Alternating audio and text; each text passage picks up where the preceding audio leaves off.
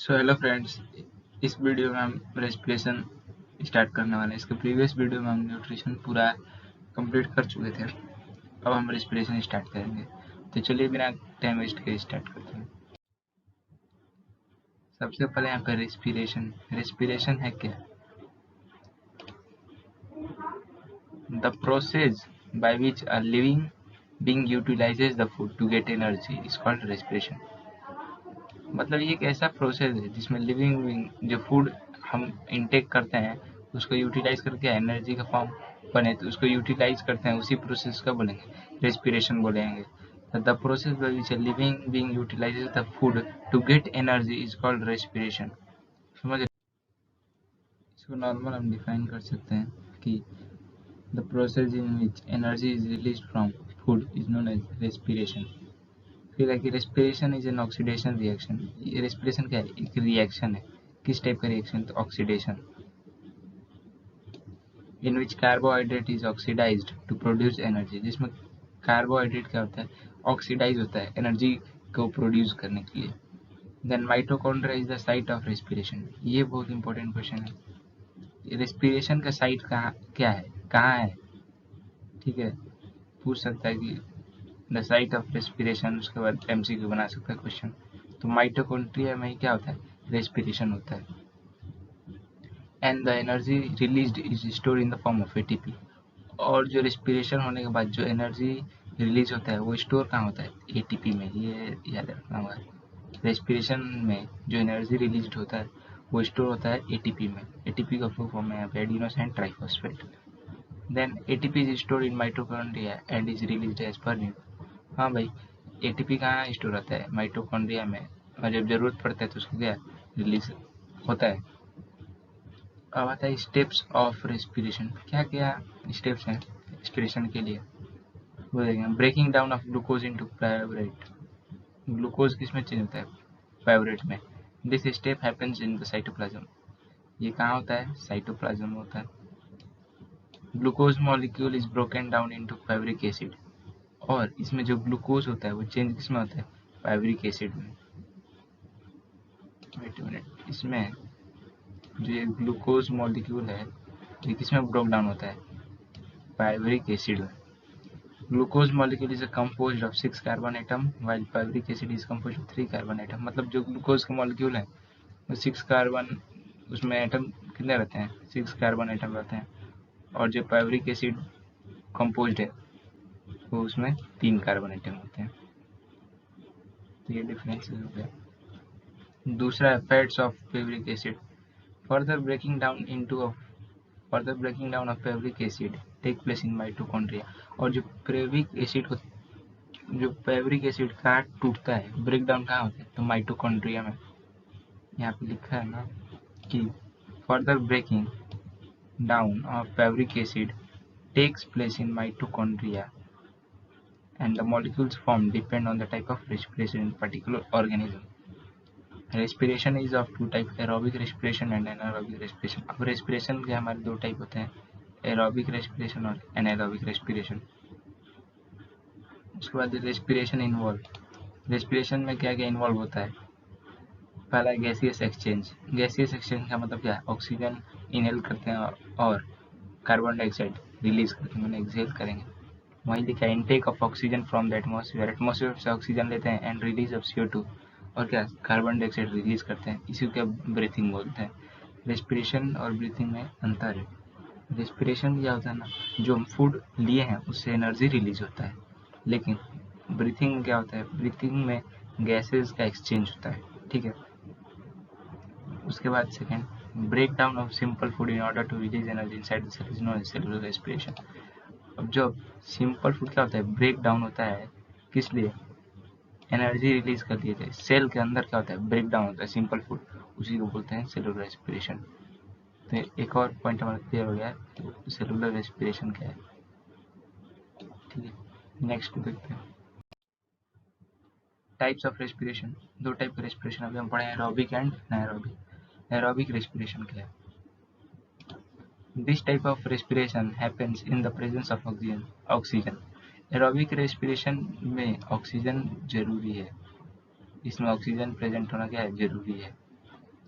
Piruvic acid is converted into carbon dioxide. Energy is released and water molecule is also formed at the end of this process. और इस aerobic respiration में क्या form होता है? तो इसमें water molecules क्या होते हैं? फॉर्म होते हैं. जब प्रोसेस हो जाता है तो हमें क्या फॉर्म होता है? Water molecule. मान लो इस रेस्पिरेशन का बाई प्रोडक्ट है. इसमें जो एनर्जी रिलीज होता है वो होता है आपका 38 एटीपी का. 38 एटीपी, ये मैं ऐड करना भूल गया हूँ, बट इसको लिख लेंगे. 38 एटीपी होता है इसमें energy. And anaerobic respiration. This type of respiration happens in the absence of oxygen. इसमें ऑक्सीजन की जरूरत नहीं है. इसमें ऑक्सीजन नहीं रहेगा फिर भी क्या रेस्पिरेशन हो जाएगा. एरोबिक में जरूरी है, एनाएरोबिक में ऑक्सीजन की मतलब ऑक्सीजन का प्रेजेंस होना क्या है? जरूरी नहीं है. Piruvic acid is either converted into ethyl alcohol or lactic acid. इसमें क्या होता है एरोबिक में? पिरुविक एसिड कार्बन डाइऑक्साइड में कन्वर्ट होता है, but anaerobic respiration piruvic acid is converted into ethyl alcohol or lactic acid.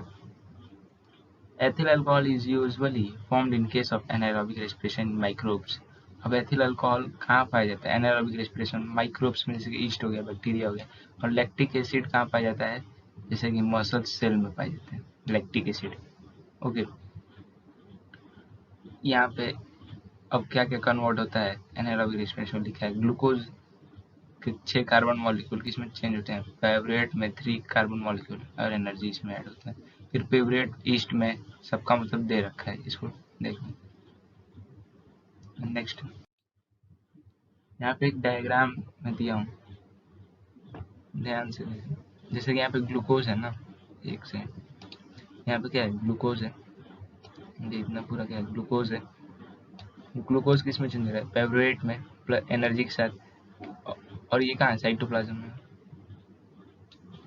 और फेवरेट 3 भागों में बट गया. देखो, एक में जहाँ पे ऑक्सीजन नहीं होगा, एब्सेंस है ऑक्सीजन का. दूसरा में जहाँ ऑक्सीजन गेन होता है, नहीं इसमें भी क्या है? लैक ऑफ ऑक्सीजन है. इसमें कमी है ऑक्सीजन की, इसमें क्या है? ऑक्सीजन प्रेजेंस है. 3 टाइप में बताया यहाँ पे. जब क्या होगा? ऑक्सीजन एब्सेंट रहेगा तो क्या होगा? एथनॉल और कार्बन डाइऑक्साइड एनर्जी, जो कि 2 कार्बन मॉलिक्यूल का होगा. और जब क्या ऑक्सीजन की कमी रहेगी तो लैक्टिक एसिड बनेगा एनर्जी के साथ, जिसमें 3 कार्बन मॉलिक्यूल रहेगा. और जब ऑक्सीजन क्या रहेगा? प्रेजेंस रहेगा, तो कार्बन डाइऑक्साइड और वाटर रहेगा.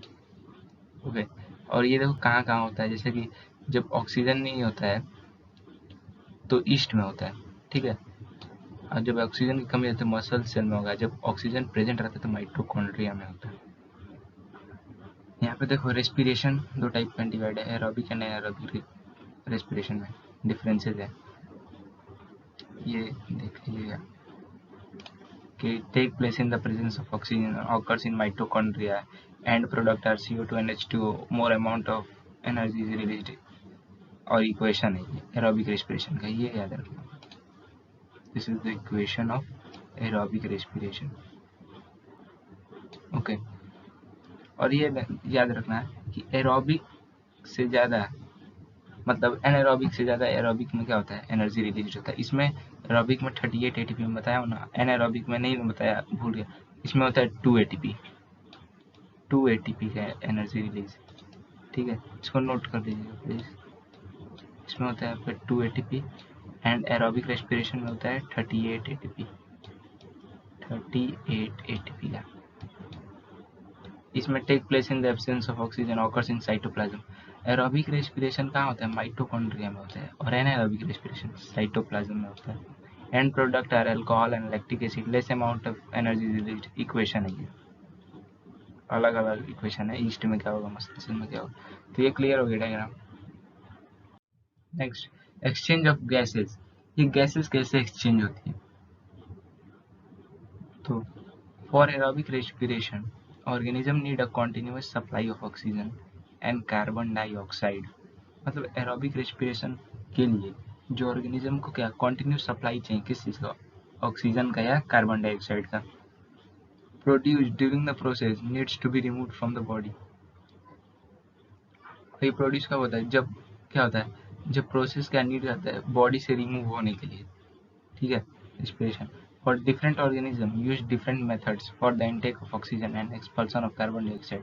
और हर अलग अलग मतलब सेम टाइप के ऑर्गेनिज्म क्या एक ही मेथड नहीं है ऑक्सीजन को लेने का और क्या CO2 को देने का एक ही मेथड नहीं है हर ऑर्गेनिज्म क्या क्या है अलग अलग मेथड है फिर diffusion is the method which is utilized by unicellular and some simple organism for this purpose. और डिफ्यूजन क्या है एक ऐसा मेथड है जिसको यूटिलाइज किया जाता है किसके द्वारा यूनिसेलुलर द्वारा और कुछ सिंपल ऑर्गेनिज्म के द्वारा. In plants also diffusion is utilized for exchange of gases. ये याद रखिएगा प्लांट में क्या डिफ्यूजन का यूज किया जाता है गैसेज को एक्सचेंज करने के लिए. In complex animal, respiratory system does the job of exchange of gases. Complex animal का होता है जो respiratory system होता है वो क्या है उनका एक जॉब है मतलब क्या गैसेस का एक्सचेंज. ठीक है. Gills are the respiratory organ for fish. Fish कहाँ से सांस लेती है और बढ़ती है तो गिल्स से. गिल्स क्या इनका रेस्पिरेटरी ऑर्गन है. Fishes take in oxygen which is dissolve in water through gills. Fish क्या ऑक्सीजन लेते हैं जो कि कहाँ डिसॉल्व होता है वाटर में किसके थ्रू गिल्स के through. Since availability of oxygen is less then in the aquatic environment. और जो ऑक्सीजन का अवेलेबिलिटी है वो कम है किसके एक्वेटिक एनवायरनमेंट में. So the breathing rate of aquatic organism is faster. इसीलिए जो एक्वेटिक ऑर्गेनिज्म होता है मतलब क्या जो पानी में रहते हैं उनका जो ब्रीथिंग है वो क्या होता है ब्रीथिंग रेट वो फास्टर होता है. ठीक है. Insects have a system of spiracles and tracheids which is used for taking oxygen. Insect में क्या होता है या ऑर्गन प्रेजेंट होते हैं स्पाइरिकल्स एंड ट्रैकीज जो कि क्या है रेस्पिरेटरी ऑर्गन है इसी से ऑक्सीजन का टेक करते हैं. Third is terrestrial organism have developed lungs for exchange of gases. और टेरेस्ट्रियल जो ऑर्गेनिज्म होते हैं उनके पास क्या लंग्स है गैसेज का एक्सचेंज करने के लिए. फिर availability of oxygen is not a problem in the terrestrial environment. So breathing rate is slower as compare to what it is in fishes. सही बात है भाई. टेरेस्ट्रियल इन्वायरमेंट में ठीक है ब्रीथिंग का जो रेट है वो क्या है स्लो है किसके कंपेयर में जो एक्वेटिक इन्वायरमेंट में जो ऑर्गेनिज्म है जैसे कि फिश उनसे क्या है स्लो है.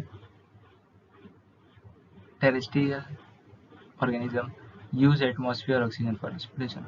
अब टेरेस्ट्रियल ऑर्गेनिज्म क्या है भाई ये एक ऐसे ऑर्गेनिज्म है जो कि एटमॉस्फेयर से ऑक्सीजन का यूज करते हैं रेस्पिरेशन के लिए. क्या एटमॉस्फेयर से मतलब एयर से ऑक्सीजन का हेल्प लेते हैं रेस्पिरेशन के लिए. एक्वेटिक ऑर्गेनिज्म क्या है use dissolve oxygen for respiration. Water में जो डिजॉल्व रहता है उसी के हेल्प से क्या है रेस्पिरेशन के लिए ऑक्सीजन लेते हैं. तो ये कंप्लीट हो गया. Next human respiratory system. Human respiratory system. The human respiratory system is composed of a pair of lungs. These are attached to a system of tubes which opened on the outside through the nostrils. मतलब जो human respiratory system है क्या है composed है lungs के pair से. वो क्या है एक दूसरे से अटैच है ट्यूब से जो कि ओपन कहाँ होता है नोस्ट्रिल्स में. Through the main structures in the human respiratory system nostrils. There are two nostrils which converge to form a nasal passage. दो nostrils हैं. The inner lining of the nostrils is lined by hair and remains wet due to mucus secretion. जो inner lining होता है मतलब अंदर का जो भाग है nostrils का वो क्या है एक हेयर से क्या क्या लाइंड किया जाता है और वो क्या होता है हमेशा वेट रहता है किसके कारण म्यूकस सीक्रेट हमेशा होता है इसके लिए क्या होता है हमेशा वेट रहता है. The mucus and the hair help in filtering the dust particle out from inhaled air. और म्यूकस और हेयर का नॉस्ट्रिल्स में यूज़ क्या है यदि एटमॉस्फेयर से एयर से जब हम ऑक्सीजन इनटेक कर रहे हैं तो कुछ डस्ट पार्टिकल या माइक्रो ऑक्सीजन्स चले जाते हैं तो उनको क्या करता है प्रिवेंट करता है रोकता है. ठीक है.